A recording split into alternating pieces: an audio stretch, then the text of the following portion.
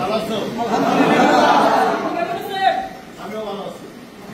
তোমরা ভালো থাকলে সাধারণ মানুষ ভালো থাকলে আমি ভালো থাকি। ঠিক আছে? তোমরা জ্ঞানটা থেকে আসছো, আমি অনেক খুশি হয়েছি।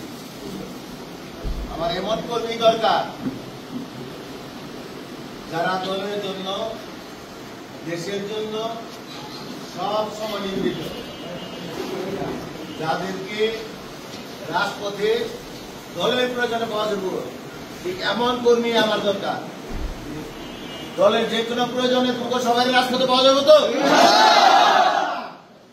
আমার সাথে রাজনীতি করতে হলে আমার কিছু কথা ফলো করতে হবে। আমরা অনেক ধৈর্যশীল, শান্তিপ্রিয় মানুষ, রাজনীতি করি। আমাদের বৃহৎ একটা সাংগঠনিক শক্তি আছে, কিন্তু এই শক্তিটা আমরা কোথাও প্রয়োগ করি না। এটা আমরা দলের জন্য, সাধারণ মানুষের জন্য এই শক্তি সঞ্চয় করছি। যখন দলের প্রয়োজন হইব, সাধারণ মানুষের প্রয়োজন হইব, তখন আমরা আমাদের শক্তিটা প্রকাশ ঘটাবো। ঠিক আছে? তার আগে আমরা শান্ত, ধৈর্যশীল, ভদ্র, এলাকার মানুষের, সাধারণ মানুষের কল্যাণের কাজের জন্য আমরা নিবেদিত থাকবো। ঠিক আছে? আমাদের সাথে কেউ আওয়ামী লীগের সাথে সম্পৃক্ত ছিল কিংবা আওয়ামী লীগের কোন মিটিং এ গেছেন, এই আছে, ছবি আছে, এমন ভাবে আমরা দলে করুন না যেন সাধারণ জনগণ ঘৃণা করে। ঠিক আছে? এমন কারণের জন্য আমরা দলে প্রশ্রয় দিব না। যদি এমন কেউ থাকে দল করতেছে, আগে ভুল করছে, সেটা অনেক পরের ব্যাপার, সেটার জন্য আমি না। অনেক নেতা আছে তাদের পাশে আওয়ামী লীগ পাওয়া যায়, আমার পাশে পাওয়া যায় না। ঠিক আছে? কে সবার কেউ বলতে পারবো যে আমি আওয়ামী লীগ সেটা দিছি? আমি আওয়ামী লীগের ক্ষতি করে এমন ব্যাপার না, সেটা লিগেল। যারা গত আন্দোলনে সাভারের ছাত্র জনতার উপরে গুলি করছে, তাদের সাথে কোনো আপোষ নাই। কিন্তু যারা নিরীহ লোকজন, তাদের কোনো ক্ষতি আমরা কোনোদিন করবো না, করতে চাই না। একবার দুমোটা মাথায় রাখতে হবে। ঠিক আছে? আমরা চাই সাভারের শান্তি। আমার 3টা ব্যাপার আছে। মাদক, যারা মাদক সেবনকারী, মাদক বিক্রেতা, তাদের সাথে আমার কোনো সম্পর্ক থাকবো না, আমার দলের কোনো নেতা কর্মীর সম্পর্ক থাকবো না। স্মার্ট সাভার করতে চাই, স্মার্ট পোলাপান নিয়ে সাভারের রাজনীতি করতে চাই, যারা বুকে সাহস দিয়া যে কোনো কিছু প্রতিরোধ করার ক্ষমতা রাখে। ঠিক আছে? আমি এমন একটা সাভার চাই যে সাভারে মাদক থাকবো না, চিন্তায় থাকবো না, যে সাভারে উন্নয়ন হবে, মানুষের নিরাপত্তা থাকবো। আমার দলের কর্মী সবাই সাভারের মানুষের যে কোনো প্রয়োজনে কাজে লাগবে, এমন একটা রাজনৈতিক প্ল্যাটফর্ম চাই। ঐক্যবদ্ধ? শুধু তোমাদের জন্য না, আমার আশেপাশে যারা রাজনীতি করে, আমার কাছে যারা আসছে 3 বছর আগে থেকে যারা রাজনীতি, আমি তাদের সবাই একই রকম। আমরা কোন অবস্থাতে কোনো অপরাধে জড়াবো না। কেউ অপরাধে জড়াবো না। আমরা খুরশেদ ভাইয়ের কর্মী, এই কারণে প্রভাব দেবো এলাকায়। আমরা এলাকার মানুষের কাজ করে মন জয় করবো। আমি এখন আর মানুষের কাছে ভোট চাই না। আমি মানুষের বলি যে আমার কাজ কর্ম যদি আপনাদের ভালো লাগে, আমার কর্ম ভালো লাগে, আমার কথা ভালো লাগে, আমার আচার ব্যবহার ভালো লাগে, আমার রাজনীতি ভালো লাগে, তাইলে আমার ভোট দিয়ে, তাছাড়া আমার ভোট দিয়ে না। আমি সাভারের মানুষের মন জয় করে ভোট নিতে চাই। আমি কোন অবস্থাতে, আমার দল ক্ষমতায় থাকা অবস্থায় যদি নির্বাচন হয়, তারপরও সাভারের কোন সেন্টারে একটা বুথ, আমার একটা কর্মী জাল ভোট দিব না, এবং জাল ভোট কাউকে দিতেও দিব না।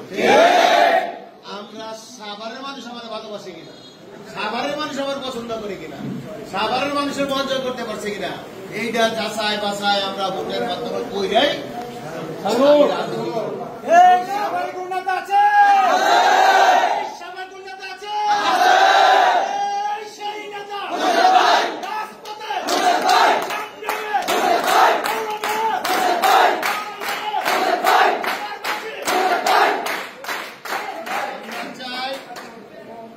আমি চাই সাভারের 10 জন মানুষ যদি আমার ভালোবাসে, আমি ছেড়ে যাচাই করতে চাই।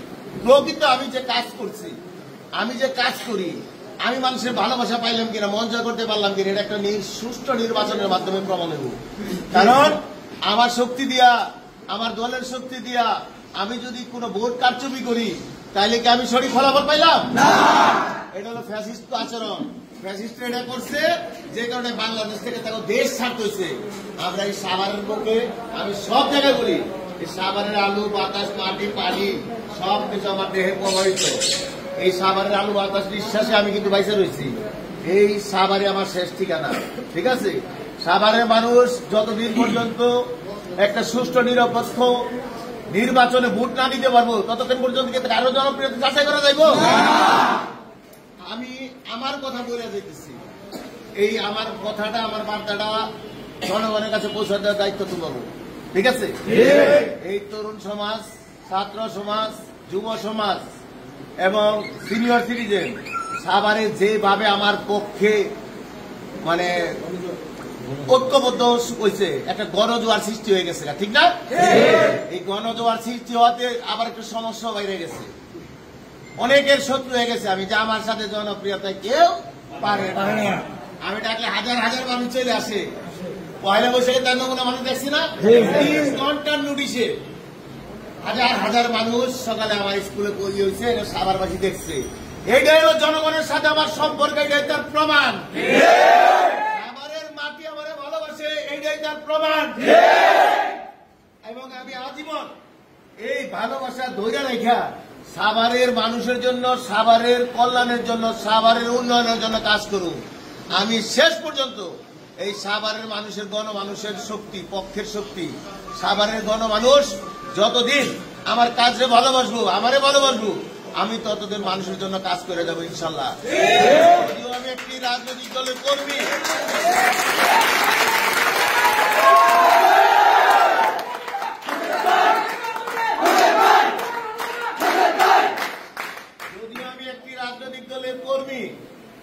আমি শহীদ জিয়ার আদর্শ ভালোবাসি, আমি জিয়াউর রহমানের রাজনীতি করি, তারেক রহমান আমার নেতা, কিন্তু তারপরেও আমি সাভারের মানুষের বেশি প্রায়োরিটি দেই।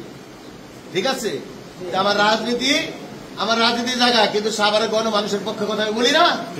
এই সাভারে 52-53 বছর হয়েছে, স্বাধীন হয়েছে, একজন নেতা বিএনপি কিংবা আওয়ামী লীগের কোনদিন মাদকের বিরুদ্ধে, সন্ত্রাসের বিরুদ্ধে কথা বলে নাই। আমি বলতেছি, আমি সাভারের মানুষকে ভালোবাসি, আমি চাই এই সাভারের মানুষ শান্তি থাক, সাভারের মানুষ নিরাপদে থাক। দীর্ঘদিনের সাভার, এই সাভারে যতটুকু উন্নয়ন প্রয়োজন ছিল সেই উন্নয়নটা হয় নাই। আমি সেই উন্নয়নটা কইরার জনগণে বুঝাই দিতে চাই যে সাভারে একজন তাদের পক্ষে, তাদের নিজেদের একটা মানুষ আছে, তাদের পক্ষের একটা শক্তি আছে, সেটা হলো খোরশেদ আলম। আমি শেষ পর্যন্ত তোমাকে নিয়ে রাজপথে থাইকা নির্বাচন শেষ কইরা তারপরেও তোমরা আমার পাশে থাকবা, কারণ আমি যে উন্নয়নের প্রতিশ্রুতি দিছি, আমার শুধু রাজপথ কি বলে ভোট দিয়া পৌরসভা বসা দিলে হইব না, আমার পাশে থাকতে হইব। কারণ আমি কি পাচাপা রাস্তা ভাঙ্গা বড় করুম, এই সাভারের মাদক নির্মূল করুম, সন্ত্রাস নির্মূল করুম, তারপরে আমি ছিনতাইকারী নির্মূল করে দেবো। তার জন্য এই সাভারের মানুষের একান্ত সহযোগিতা প্রয়োজন। সহযোগিতা করতে হইব, পাশে থেকে সহযোগিতা করতে হইব। এই সাভারের উন্নয়নের জন্য সকলকে ঐক্যবদ্ধভাবে এই একটা প্ল্যাটফর্মে থাকতে হইব। তার জন্য যে যার জায়গা ঠিক আছে, তোমরা প্রত্যেকের জায়গা থেকে কাজ করবা তো। আমি কোন ঝগড়া ফেসাদ, কারোর সাথে জোর ঝামেলা এটা চাই না। আমি চাই সুষ্ঠু সুন্দরভাবে এই সাভারের পরিবেশটা ঠিক রাখতে। তোমরা সবাই ঐক্যবদ্ধ থাকতে পারবা? তোমরা নিশ্চিত থাকো, যদি সবকিছু ঠিকঠাক থাকে, তোমাদের এই ভাই সাভার পৌরসভার মেয়র খালি হবো না, সারা বাংলাদেশ সর্বোচ্চ ভোট পাইবা আরো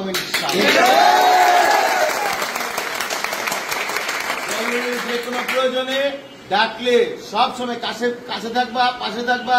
সমাবেশগুলা, রাজনৈতিক দলের যে প্রোগ্রামগুলা, এগুলা তোমরা সফল করবা, এই বলে আমি আমার সংক্ষিপ্ত বক্তব্য শেষ করছি। আল্লাহ হাফেজ, আসসালামু আলাইকুম।